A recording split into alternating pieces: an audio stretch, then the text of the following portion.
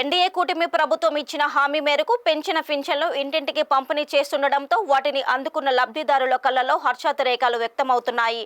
కపిలేశ్వరపురం మండలంలో అధికారులు, ప్రజాప్రతినిధులు పెంచిన సామాజిక పెన్షన్లలో పండుగ వాతావరణం లబ్ధిదారులకు పంపిణీ చేశారు.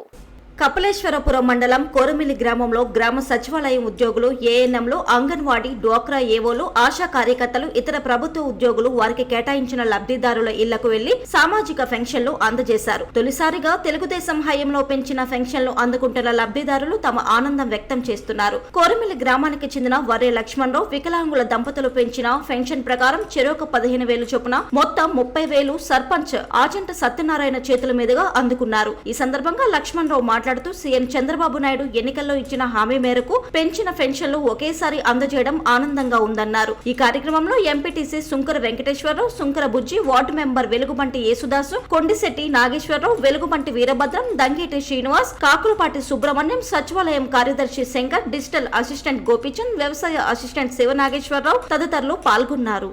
మన రాష్ట్రంలో మరి కూటమి ప్రభుత్వం వచ్చిన తర్వాత ఫస్ట్ ప్రొఫెషన్లో మన రాష్ట్ర దివ్యాంగులకు నల్లైనటువంటి పరిస్థితిలో ఇంటికి తెచ్చిస్తున్నారు ఈరోజు.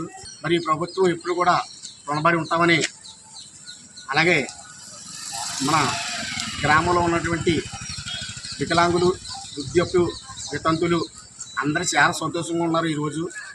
అలాగే మన గ్రామ సర్పంచ్ గారు ఆసంట సత్యనారాయణ గారు జనసేన పార్టీ తరఫున ఎంతో విధంగా ఆయన కూడా కృషి చేస్తున్నారు. గ్రామ ప్రజలు కూడా అందరూ సంతోషంతో ఉన్నారని ఇలాగ సభంగా మాకిద్దరికి ఈరోజు మా భార్య భర్తకి మాకు ఏం చెప్తున్నారంటే చాలా సంతోషంగా ఉంది.